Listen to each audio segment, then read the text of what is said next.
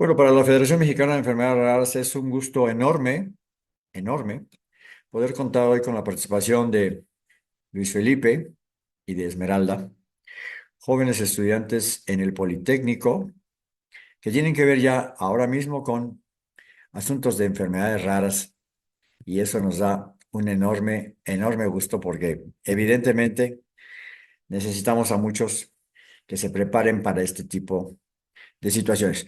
Por favor, vamos a empezar por las damas. Esmeralda, preséntate como tú quieras. Bueno, pues soy Esmeralda Yuricén Hernández Ortega, soy estudiante de medicina de noveno semestre de la Escuela Nacional de Medicina y Homeopatía y pues en especial tengo un gusto por las enfermedades raras desde que tuve una maestra en segundo semestre que nos habló mucho sobre ellas, nos dejó participar en simposios. Aparte de que me encanta la genética, es algo que me apasiona mucho y creo que se relacionan mucho enfermedades raras con genética. Muchas gracias. Luis Felipe, por favor, preséntate como tú quieras.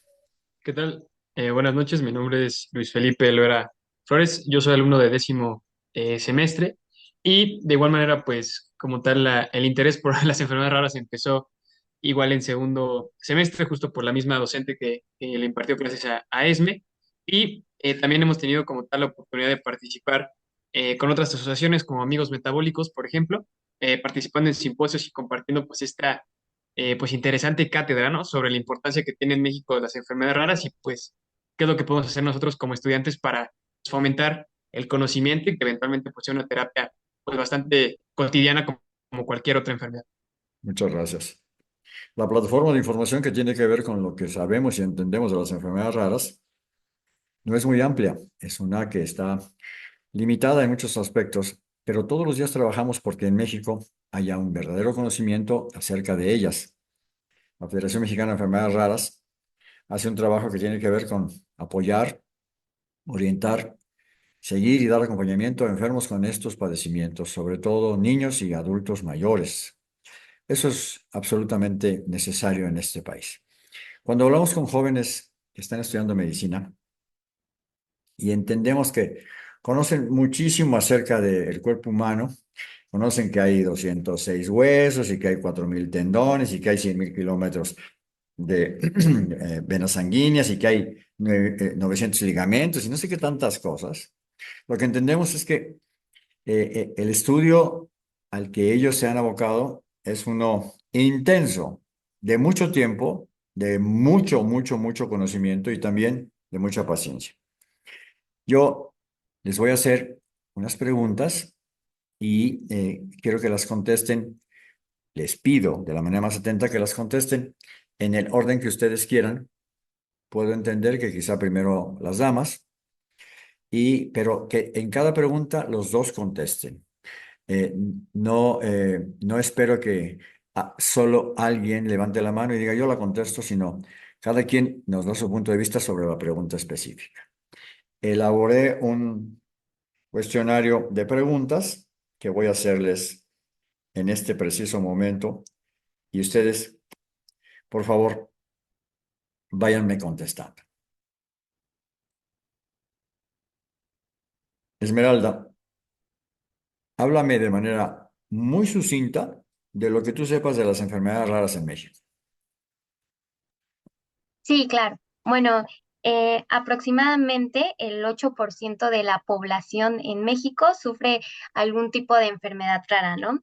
Y también es importante comentar que en México se considera que una enfermedad rara tiene una prevalencia de menos de 5 por cada 10.000 habitantes. Entonces, decir que 8% de la población tiene una enfermedad rara, pues es algo sorprendente porque pensarías que es menos el porcentaje de la población. Es cierto. La misma pregunta para ti, mi querido Luis. Háblame acerca de las enfermedades raras de manera muy sucinta. Claro, bueno, retomando un poco los puntos que dijo mi compañera Esme, aparte de que en este tipo de enfermedades, pues aparte que tienen baja prevalencia, desafortunadamente tienen un alto índice de mortalidad. Ahora, el inconveniente de este tipo de enfermedades raras es que se dificulta muchísimo su diagnóstico de primera instancia porque hay confusión con respecto a lo que vendría siendo las distintas pues, manifestaciones clínicas, por ejemplo, de primera instancia. Por otro lado, como son raras, pues no tienen como tal el enfoque terapéutico que nosotros como médicos les podríamos o les querríamos brindar a las mismas. Y por otro lado, hay falta de conocimiento con respecto a las mismas enfermedades, lo que dificulta aún más que los pacientes de por sí tienen una enfermedad, tienen una alta morbimortalidad, eventualmente se les dificulte todavía más recibir un tratamiento de forma adecuada y en tiempo, más que nada. Correcto, correcto. La siguiente pregunta, Esme. ¿Este tipo de padecimientos solo son resultado de mutaciones genéticas o aparecen de alguna otra forma? Bueno, la mayoría sí son resultado de, pues, de una causa genética, el 80% de ellas. Sin embargo, hay ejemplos que nos confirman que no todo es genético, ¿no? Y aquí un punto importante que quiero mencionar es que no hay que confundir lo genético con lo hereditario. Como sabemos, o hay que saber, hay que tomar en cuenta que ciertas enfermedades raras tienen un patrón de herencia, pero hay veces que hay mutaciones, por ejemplo, espontáneas, que no se relacionan con la herencia, sino pues ocurren, ¿no? Entonces, este tipo pues, de personas no vienen con esa carga genética, sino se la forman, por así decirlo. Y enfermedades, por ejemplo, que no tienen como tal un origen genético y que se considera enfermedad rara, es la espina bífida, que es el inadecuado cierre del tubo neural. Entonces, esto se relaciona mucho más con factores físicos durante la embriogénesis. Muchas gracias, Esme. La misma pregunta, Luis. ¿Este tipo de padecimientos solo son resultado de mutaciones genéticas o aparecen de alguna otra forma?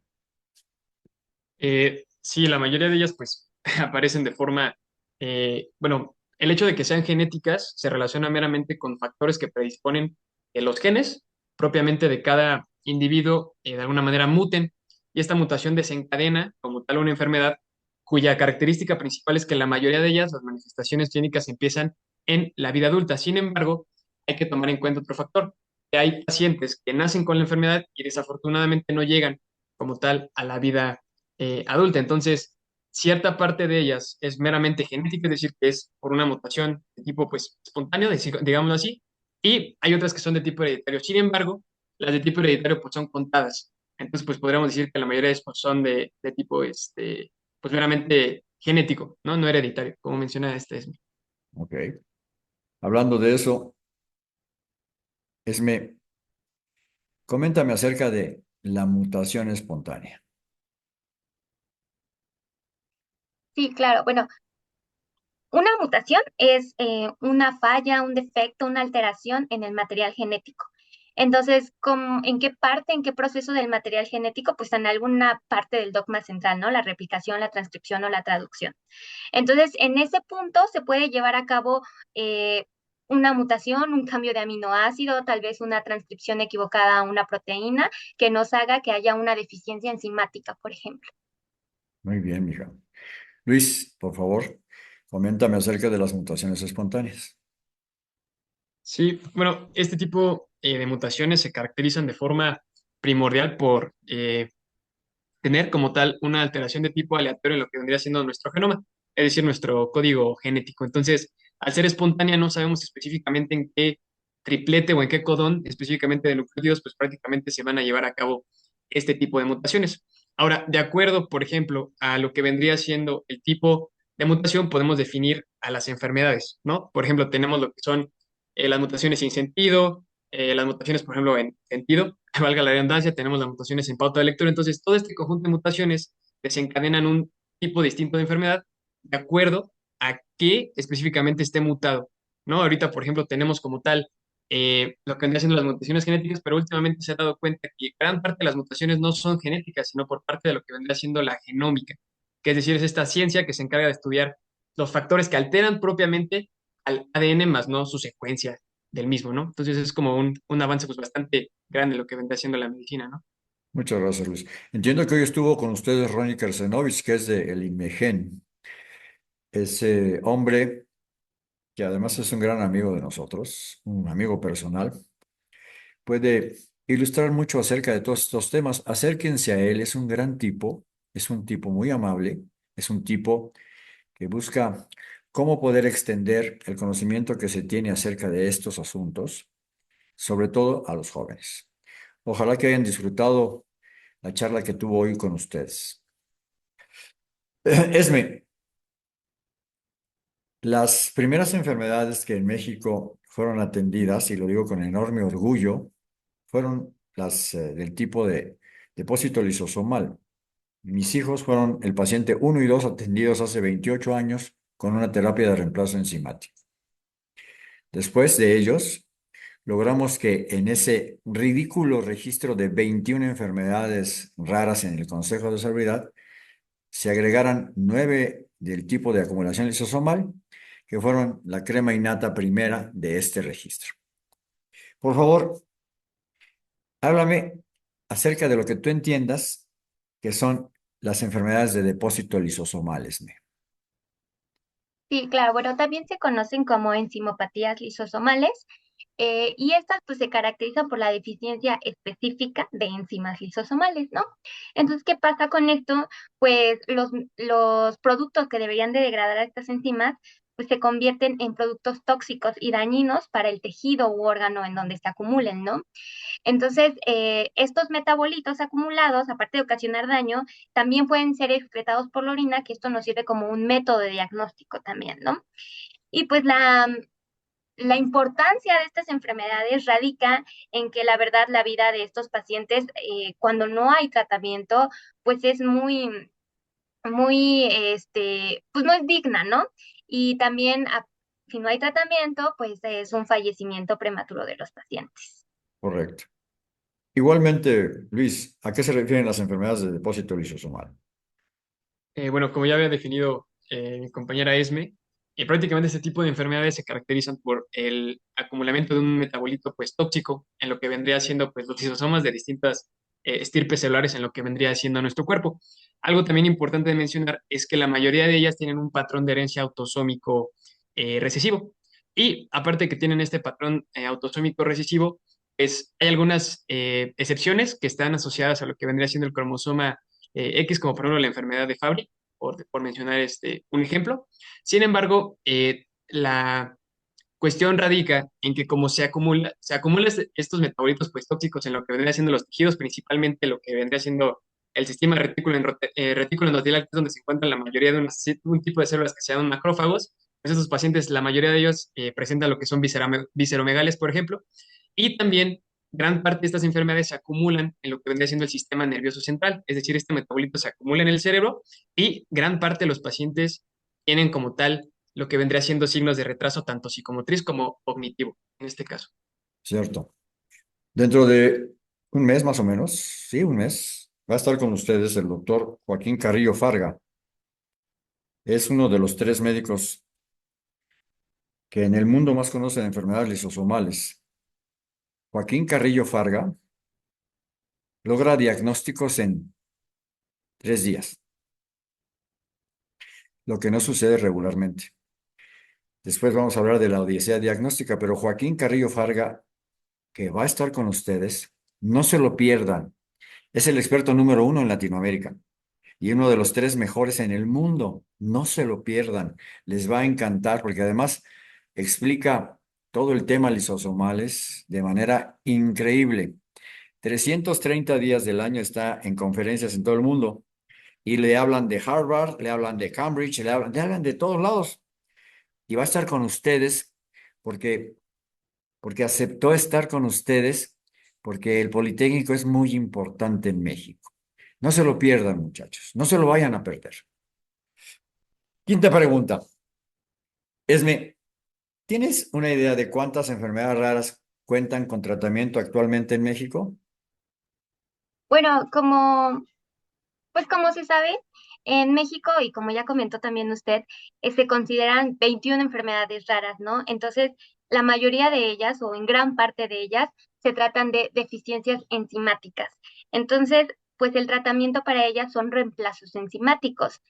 Las enfermedades que tienen deficiencias enzimáticas, pues cuentan con estos reemplazos enzimáticos. Sin embargo, hay unas que no son deficiencias enzimáticas, sino son mutaciones en algún gen que afecta, por ejemplo, algún receptor.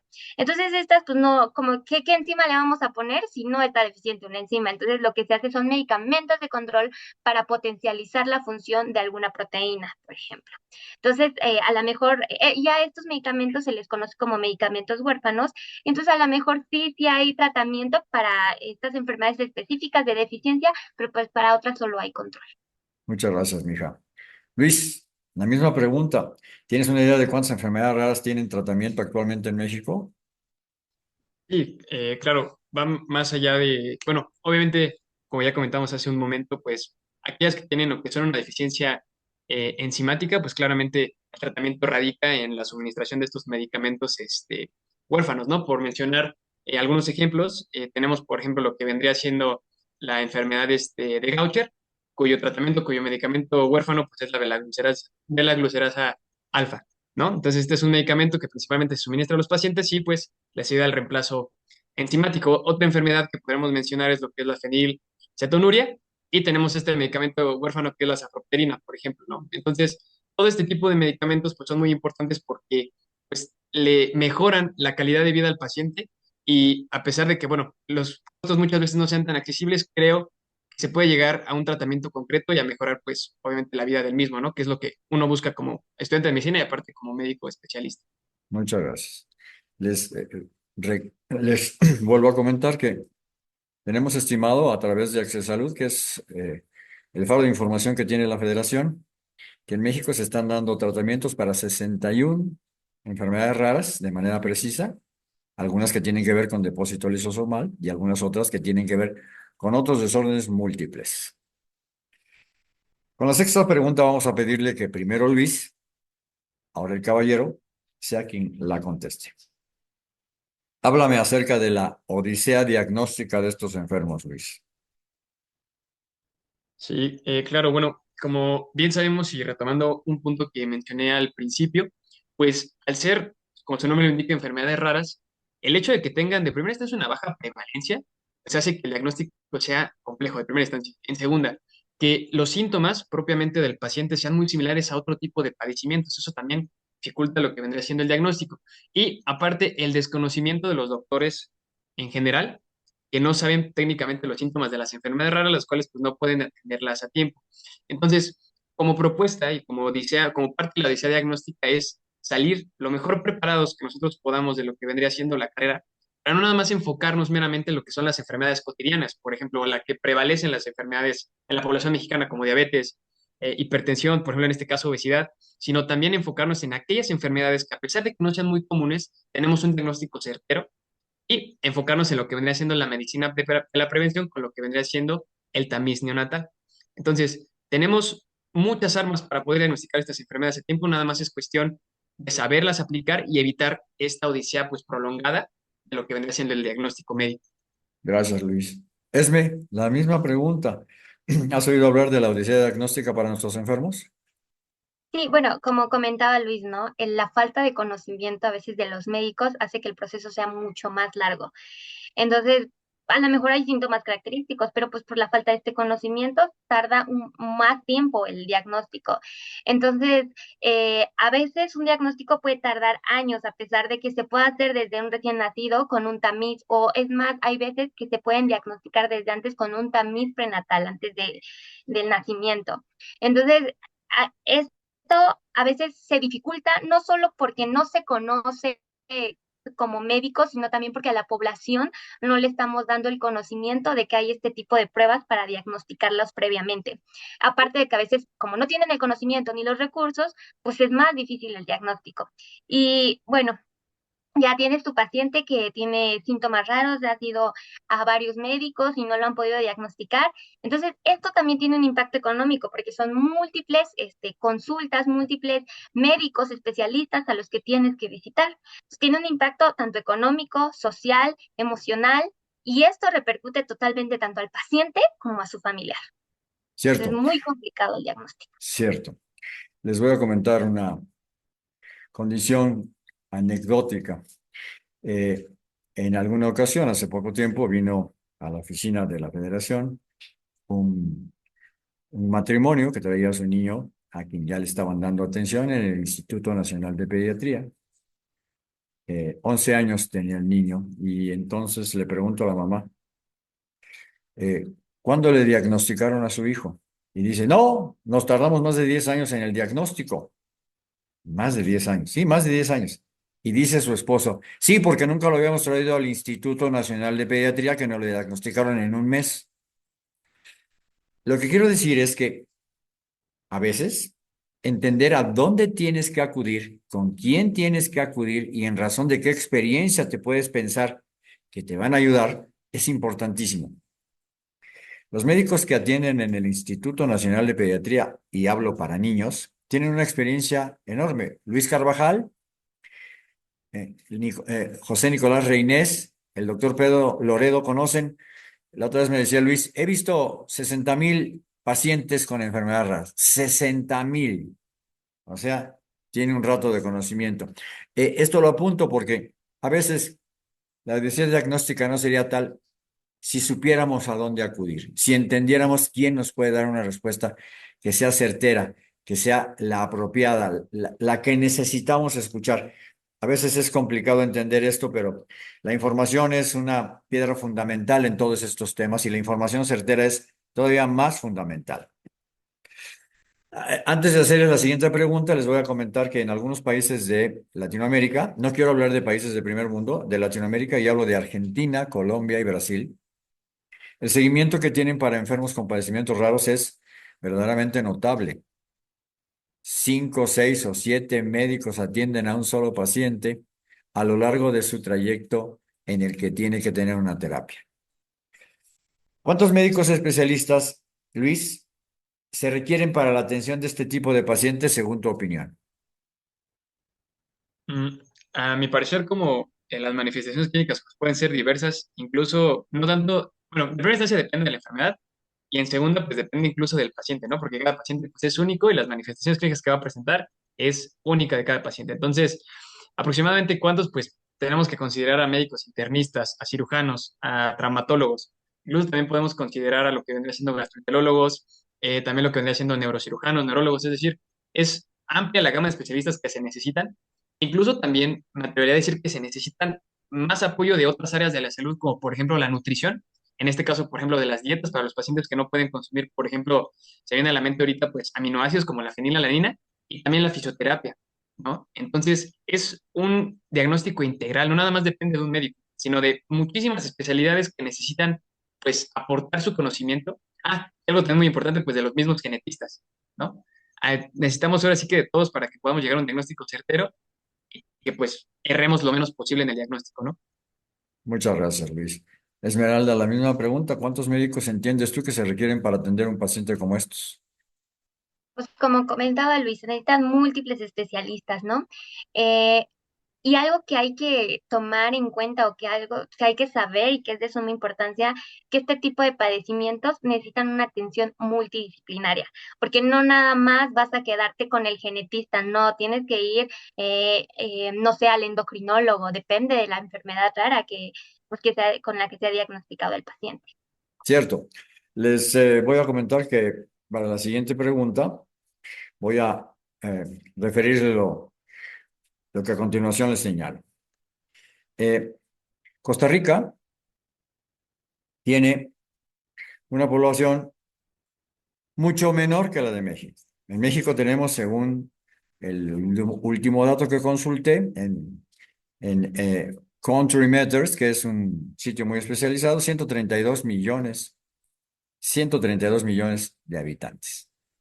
Costa Rica no tiene ni el 10% de esa cantidad, pero Costa Rica tiene 2,700 genetistas. México no llega ni a 400. Luis, ¿te parece que los especialistas en genética son importantes y fundamentales para estas enfermedades? Importantísimos. Súper, súper importantes porque a final de cuentas los genetistas son los que tienen la capacidad, en primera, de hacer un diagnóstico certero y en segunda, también de identificar lo que son las manifestaciones clínicas de los pacientes. Yo, desde una experiencia personal, yo tuve hace unos semestres tuvimos la clase de genética propiamente Y recuerdo que la profesora era muy específica con respecto al diagnóstico de distintas enfermedades. O sea, cosas que uno como médico general probablemente no ve porque no es su rama de especialidad. Sin embargo, los genetistas tienen este ojo clínico que se especializa en estas enfermedades que nadie ve. Entonces, a mi parecer, son de suma importancia y aparte de que son de suma importancia, pues ellos son los que diagnostican realmente qué es lo que tiene el paciente. Y usted mencionaba también hace un momento de que uno como paciente muchas veces no sabe a dónde acudir. Entonces, yo diría que de primera instancia tiene que acudir a un genetista para que este genetista pues, nos pueda referir a dónde dirigirnos y cuál sea el mejor tratamiento para el paciente meramente, ¿no? Y establecer su diagnóstico. Gracias, Luis. Esmeralda, lo mismo, mija. ¿Qué tan importantes son, según tu opinión, los genetistas para estas enfermedades? Bueno, como comentaba Luis, y estoy totalmente de acuerdo, los genetistas son un pilar, no solo para el diagnóstico, porque pues ellos tienen la capacidad y la facultad para diagnosticar este tipo de enfermedades, sino también para el tratamiento, porque tienen también la capacidad de brindar el tratamiento, pues el mejor tratamiento posible y el existente sobre todo. Entonces, pues son de suma importancia, sin olvidar y tomando en cuenta que esto es una enfermedad que se debe tratar de manera multidisciplinaria. Cierto, mija. Les comento que por el tiempo que tengo yo de dedicarme a esto, conozco algunos de los muy importantes genetistas en México, mujeres y hombres. Necesitamos muchos más genetistas, muchos, pero muchos más. 132 millones para menos de 400 genetistas es verdaderamente lamentable que no tengamos más. Y los genetistas que conozco son todos muy buenos, profesionales, sobresalientes. Esther Lieberman, la doctora Vela, en fin, voy a olvidarme de algunos. Leticia Belmont, voy a olvidar de Ronnie Kersenovich, voy a olvidarme de algunos, pero son muy buenos. Ojalá que ustedes puedan compactar en el área de su trabajo a compañeros de ustedes que vayan a estudiar genética, y eso es muy importante, muy importante, muy importante. Luis, dime tres enfermedades raras que conozcas. Claro, podremos empezar, por ejemplo, con lo que vendría siendo la enfermedad de Gaucher. Prácticamente la enfermedad de Gaucher es una esfingolipidosis, es decir, hay un defecto con respecto a una enzima que se encarga de metabolizar esfingolípidos, que en este caso es la glucocerebrosidasa. Entonces, al no haber esta enzima, las principales manifestaciones clínicas que presentan estos pacientes, aparte de lo que es el retraso psicomotriz y cognitivo, es la presencia de visceromegalias, perdón, con el objetivo de que, pues, o mejor dicho, con la razón de que no Sí, se puede metabolizar este tipo de compuestos. Y aparte que se produce un metabolito tóxico que se llama, eh, me parece que es la glucosfingosina, se llama el metabolito tóxico. Entonces, al no poderse metabolizar, obviamente pues se convierte en nocivo para lo que son nuestras células y representa lo que son las manifestaciones clínicas. Y el tratamiento, como ya he mencionado previamente, para esta enfermedad es con la belancerasa alfa, ¿no? Que es un medicamento huérfano. Por otro lado, también podríamos mencionar lo que es la enfermedad de Pompe. La enfermedad de Pompe pues, es una glucogenosis, es decir, hay una deficiencia de lo que vendría siendo una enzima que se llama maltasa ácida o alfa-1,4-glucosidasa. Y esta enzima lo que hace, bueno, está involucrada en lo que es el metabolismo de lo que vendría siendo el glucógeno. Y al no metabolizarse estos compuestos, pues principalmente, bueno, mejor dicho, se produce una miopatía. Una miopatía es una enfermedad de los músculos, pero aparte de irse como tal a lo que viene siendo el tejido pues esquelético, es decir, los músculos esqueléticos, también puede llegar a afectar lo que son los músculos de otras regiones del cuerpo, como el músculo cardíaco, por ejemplo. Y el tratamiento de esta enfermedad es con la glucosidasa alfa. Y también algo importante de mencionar es que las dos enfermedades que he mencionado son de tipo autosómico recesivo, ¿no? Volviendo a lo que habíamos platicado de las enzimopatías lisosomales. Y por último, me gustaría hacer una mención especial a lo que es la fenilcetonuria. La fenilcetonuria es una enfermedad rara, de igual manera que se caracteriza por la deficiencia de una enzima, que es la fenilalanina hidroxilasa, y esta enzima pues prácticamente se encarga de metabolizar este metabolito, este aminoácido, perdón, que es la fenilalanina, ¿no?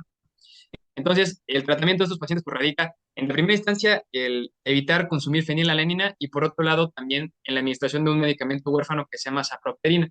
Las manifestaciones clínicas de esta enfermedad, pues de primera instancia es el retraso leve psicomotor, porque diría leve porque yo tuve la oportunidad en una asociación que nos compartió la profesora Socorro, que usted ya tuvo, me parece que también en el podcast, bueno, en el canal, vaya, tuve la oportunidad de entrevistar a un chavito que tenía igual, fenilcetonuria y bastante normal, nada más lo único que tenía era prácticamente la deficiencia de melanina parcial con respecto a lo que es su cabello y también la tez de su piel.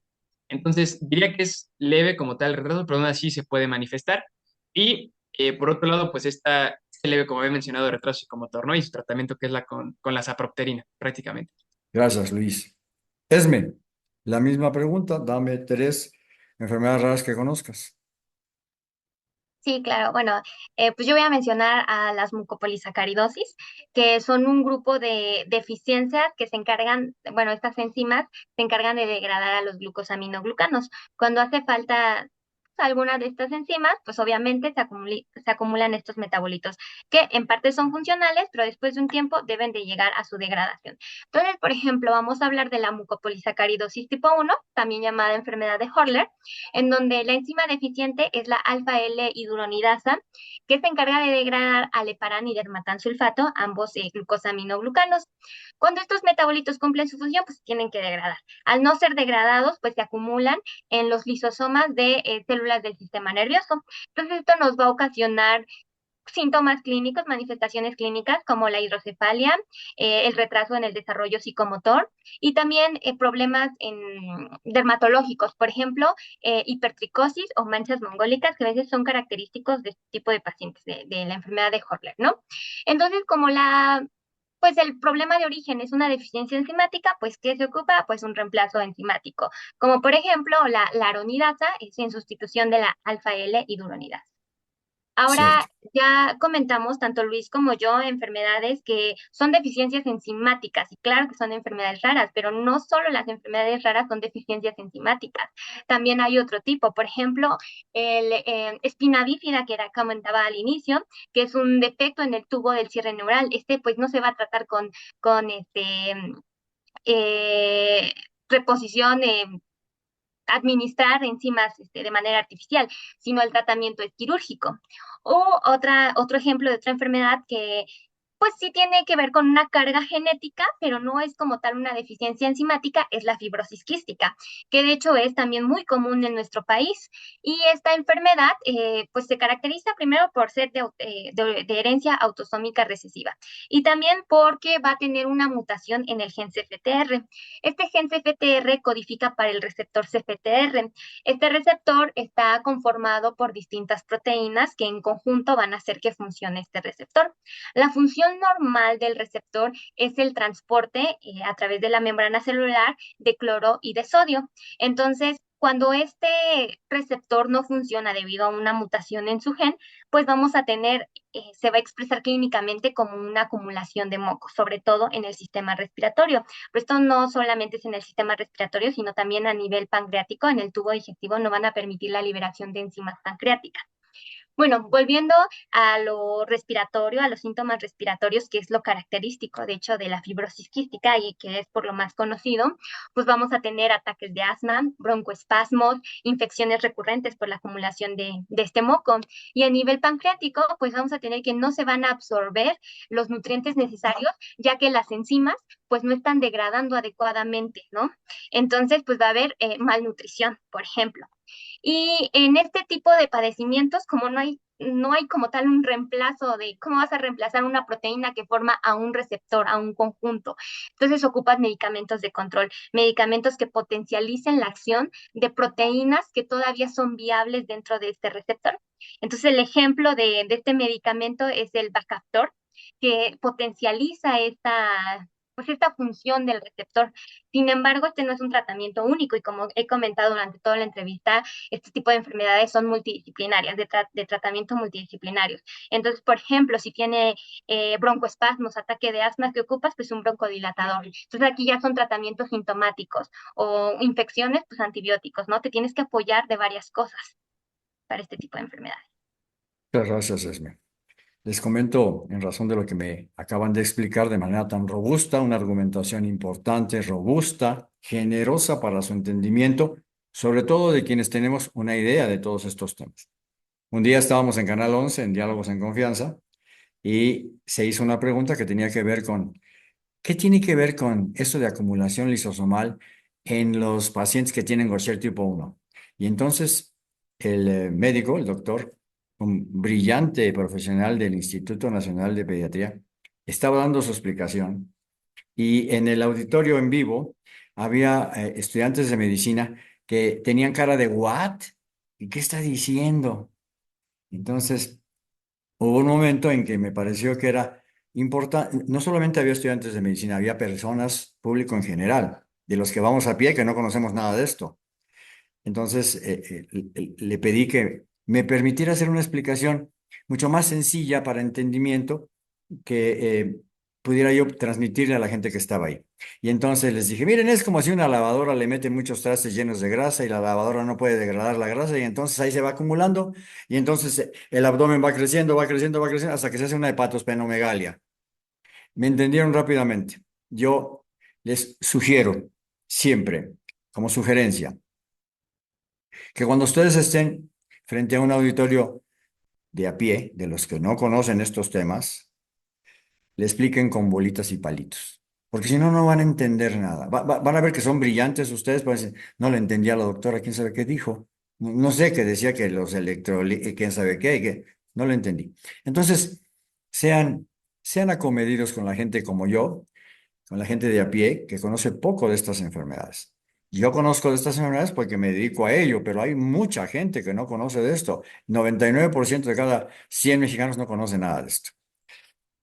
Esta pregunta que sigue es una sencilla. Luis, ¿conoces algo acerca del trabajo de la Federación Mexicana de Enfermedades Raras? Sí, digo, para serle honesto, antes de que usted se contactara con nuestra docente, prácticamente yo no tenía pues el conocimiento de la institución.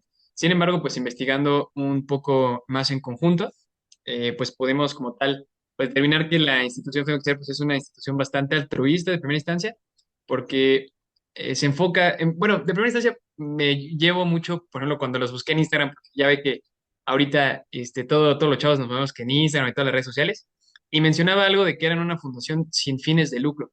Eso me pareció algo espectacular. Y aparte de que son sin fines de lucro, es meramente por informar. Y esta asociación también para la empatía de aquellos pacientes y de aquellos padres que pues tienen pacientes o tienen hijos con este tipo de padecimientos y que no saben a dónde acudir, se refugian en ustedes. Entonces, a mi parecer, FEMEXER es una institución pues invaluable, invaluable, invaluable. El trabajo que ustedes están haciendo o que han estado haciendo a lo largo de los años también, difundir información súper valiosa, al igual que compartir información que muchas veces todos tenemos el desconocimiento, como usted lo mencionaba ahorita, me parece algo fundamental y aparte increíble. Es una institución que en unas pocas semanas que estuvimos investigando un poco de ustedes, pues la verdad es que me pareció bastante pues fascinante y aparte pues me cautivó el corazón, sinceramente. Muy, muy buen Muchas, trabajo, la verdad. muchas gracias, Luis. Esme, la misma pregunta. Bueno, pues obviamente concuerdo totalmente con Luis. Creo que el trabajo que hacen es en beneficio de los pacientes, de los familiares, hasta del personal de salud, ¿no? Primero de los familiares, de los pacientes, porque los acompañan en este proceso, en esta parte del diagnóstico que, como he comentado, tiene un impacto, un gran impacto emocional, psicológico, y yo creo que el que ustedes los acompañen, pues estén durante todo su proceso, pues es una forma de darles ánimos, ¿no? Que es lo que necesitan en este momento. Y pues a nosotros como personal de salud que se mete, que investiga, pues nos dan un amplio conocimiento acerca de estas enfermedades raras que a veces pues no las conocemos, ¿no? Sobre todo cuando sales como médico general, dices, hay personas, hay compañeros que dicen, yo nunca vi esto, no sé qué es esto, ¿no? Entonces, pues difunden este conocimiento acerca de este tipo de enfermedades. Muchas gracias. La Federación Mexicana de Enfermedades Raras y el proyecto Pide un Deseo, que es la mamá de la federación, iniciamos hace 28 años. El inicio fue Paulina, que ya estuvo con ustedes, no sé si ustedes la pudieron ver, Paulina, mi hija, me dijo, me dijo pesando 16 kilos y teniendo 592 plaquetas. Papi, tengo una petición, un deseo que pedirte. Y yo le acababa de mandar pensando que quizá fuera la última vez que pudiera hacer algo mi hija. La acababa de mandar a Disneylandia y pensé que me iba a decir, quiero volver a ir a Disneylandia. Y le dije, pídeme lo que quieras, te prometo que lo voy a hacer posible. Y entonces me dijo, mi deseo es que salves mi vida y la de mi hermanito. Eso me inyectó 50.000 millones de unidades de energía. Y entonces empecé a buscar qué hacer. Cuando el diagnóstico de mis hijos fue confirmado, no había nada en el mundo que se les pudiera dar, pero cuando me enteré que en Israel estaban produciendo un medicamento a partir de placentas, entonces obligué al presidente de México, cuando se autorizó el medicamento por la FDA, la EMA y el regulatorio de Asia con un medicamento, obligué al presidente Cedillo a que hiciera su trabajo como burócrata número uno de México. Le dije, es el derecho que asiste a mis hijos y es la obligación que usted tiene para cumplir. Hace 28 años a Paulina y a Toto les dan un reemplazo enzimático. A Toto ya no, porque es el primer mexicano que tuvo una terapia génica. Ya no va a reemplazo enzimático. Tiene su terapia génica, le ha ido muy bien. Muy, muy, muy, muy bien. Es complicado el tema de las terapias génicas todavía en este momento porque primero están desarrollándose muchas, no muchas, están desarrollándose algunas, están en estudio muy intenso para ver que no tengan un problema de reacciones que no sean las indicadas. Es muy costosa la terapia génica, muy costosa, pero seguramente que en algún punto va a empezar a poder ser posible poner a pacientes mexicanos en terapias génicas. Nunca nos hemos dado por vencidos en la federación. Fuimos los primeros en poner medicamentos en el IMSS, ISSSTE, Pemex y Sedena. Fuimos los primeros en traer para el desarrollo específico del Seguro Popular medicaciones para los lisosomales. Pusimos a los primeros pacientes en terapias en IMSS, ISSSTE, Pemex y Sedena. Hicimos que fuera posible que la mucopolisacaridosis, la enfermedad de Gaucher, la enfermedad de Fabry, la enfermedad, etcétera, fueran atendidas directamente. Paulina y Toto son los primeros pacientes en ser atendidos en México con terapia de reemplazo enzimático y Toto es el primer paciente con una terapia génica para enfermedad de Gaucher. Un día entrevisten a Toto, les va a dar una muy importante cantidad de información. Hoy él tiene 34 años. Decían que iba a vivir solo 2 años, tiene 34. Paulina tiene 38 y estamos haciendo un esfuerzo que tiene que ver con muchos otros, porque si mis hijos pudieron, otros deben de poder. Si mis hijos pudieron, otros muchos deben de poder. Así que yo les agradezco hasta este momento todo lo que han comentado de manera tan linda, tan robusta, tan juvenil, tan fresca, una brisa encantadora, saber que jovencitos como ustedes están en una temperatura específica que nos hace pensar que ya hay relevo y que podemos estar confiados en que las cosas van a suceder, en que va a haber más médicos dedicados a esto, más genetistas, más personas abocadas a nuestras enfermedades, con el ánimo, primero, de ser participativos de las mejores causas a favor de los nuestros y segundo, de alcanzar con el logro de la recuperación para sus pacientes un avance en su perfil profesional de manera muy importante. Antes de que concluyamos esta entrevista, les quiero pedir su autorización para hacerles unas preguntas que elaboró primero Marcel Proust y luego Pivot. Eh, si ustedes me permiten, les hago las preguntas para conocer más quiénes son ustedes, no los médicos brillantes que ya son ahora mismo y que van a ser más en el futuro, sino para conocer a Esme y para conocer a Luis Felipe. ¿Sí me lo permiten? Sí. Sí, Sí, claro. Empezamos con, ¿te parece bien, Luis? Y empezamos con Esme.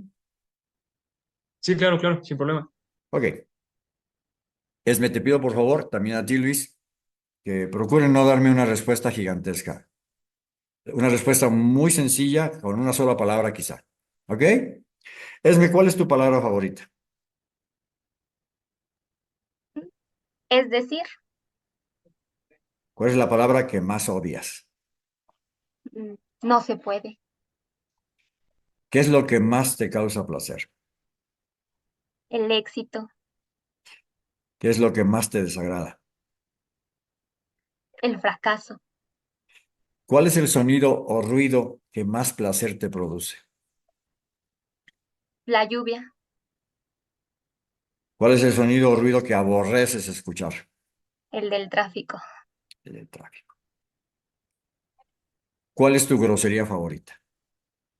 Mm, Pues la verdad no me gustan las groserías. Ok, mija. Aparte de tu profesión, ¿qué otra profesión te hubiera gustado ejercer? Biología molecular. ¿Qué profesión jamás ejercerías? Mm, Abogado. Leyes. Si el cielo existe y cuando tú te vayas, te pudieras encontrar a Dios en la puerta cuando te la abre, ¿qué te gustaría que Dios te dijera al llegar? Que fui un gran ser humano. Gracias, Esme. Luis, ¿cuál es tu palabra favorita? Gratitud, ¿Cuál es la palabra que menos te gusta? odio, ¿Qué es lo que más te causa placer?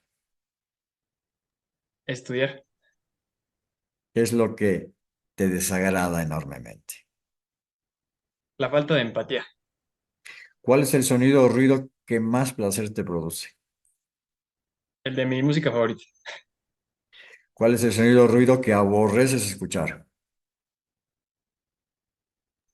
el de los claxons, ¿Tu grosería favorita? pendejo, yo creo. Gracias, hijo. Aparte de tu profesión, ¿qué otra profesión te hubiera gustado ejercer? Matemáticas, meramente. ¿Qué profesión jamás ejercerías?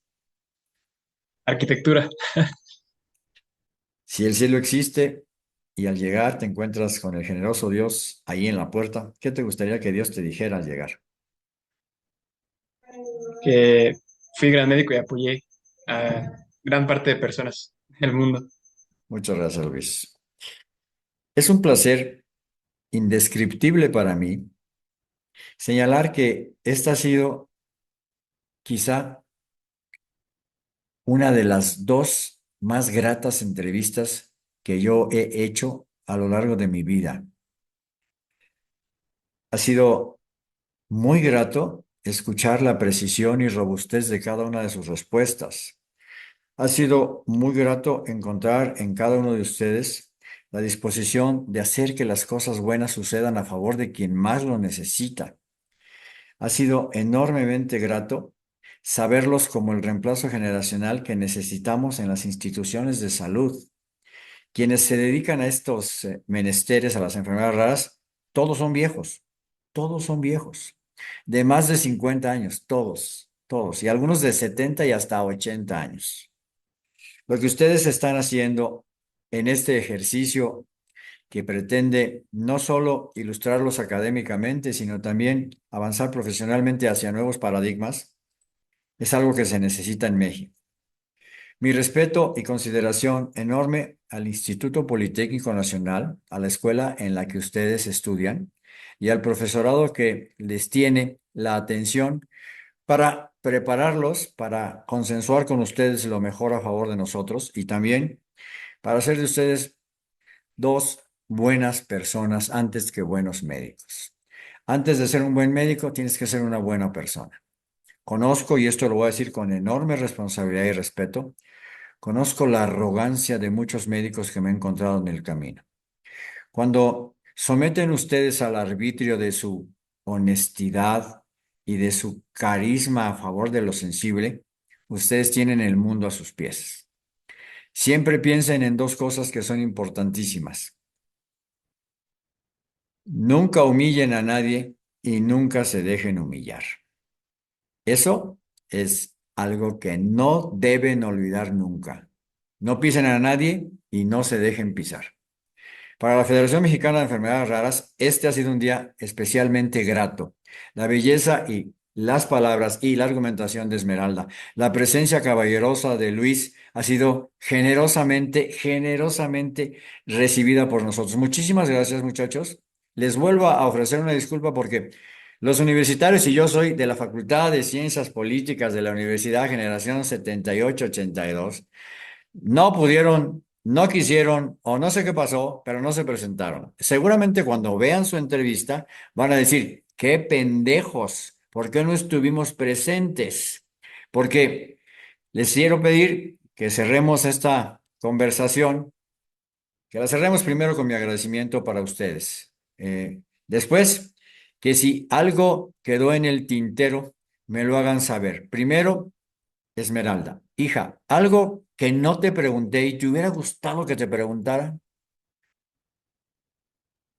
Pues no, la verdad siento que expresé lo que tenía que expresar, lo que pues yo pienso acerca de este tema, y no sé, pero pues yo creo que lo hice con todo mi entusiasmo porque de verdad que así fue. Fue muy lindo. Muchas gracias, Esme. Luis, algo que no te pregunté, mi hijo, y que tú dices, ese pinche David no me preguntó esto. No, no, no, para nada. De igual manera que creo que todo lo que quisimos pues compartir realmente se llevó a cabo, sinceramente, pero algo que me gustaría decir es el agradecimiento por el espacio, realmente, por el espacio, por poder compartir un poco igual. Muchas veces digo, sé que todavía no somos médicos ni internos, todavía somos aún, pero creo que el espacio que se nos brinda a nosotros como estudiantes para poder compartir un poquito de conocimiento de lo que hemos estudiado a lo largo de los años en espacios tan importantes como este, al menos de FEMEXER, se me hace una oportunidad pues invaluable y realmente le quería agradecer muchísimo, al igual que la institución FEMEXER. Muchas gracias. Yo soy quien les agradezco a ustedes por su bondad, generosidad, genuino interés y sobre todo por la, por la calidad y candidez de jóvenes que son la brisa nueva que refresca de manera espectacular. Yo no soy politécnico, sé algo del Wellum y les pido por favor que canten el Wellum antes de despedirnos los dos, para que quede la constancia que aquí estuvieron los politécnicos en tiempo, en forma y absolutamente preparados para cualquier cuestionamiento que yo les hice. ¿Les parece bien si en 3 segundos tocan su Wellum de manera sonora, por favor? 5, 4, 3, 2, 1, 0. Fue, Huelup, fue, huelup, gloria a la a cachi la cachi, cachi cachi porra, a la porra, a la cachi cachi cachi cachi, pom porra, porra, pim pim pom pom porra, porra, pim pom porra, politécnico, Politécnico, único, gloria. gloria. Muchas gracias, muchachos, por todo y por más. No se despeguen de nosotros, nosotros no nos vamos a despegar de ustedes y pronto les vamos a dar una sorpresa que probablemente para ustedes sea benéfica. A lo mejor alguno de ustedes es elegido para estar en alguna parte del mundo representando a la FEMEXER, haciendo lo que saben hacer, comentando lo que saben comentar y sobre todo exponiendo desde México lo que México, el país más chingón del mundo, puede dar al mundo. Muchas gracias, muchachos. Muchísimas gracias. Cuenten con que estamos encantados de haberlos entrevistado. Muchas gracias, muchachos. Gracias a Muchas usted. gracias a usted. Gracias, Hasta luego. hijos. Hasta luego. Gracias. Hasta luego, gracias.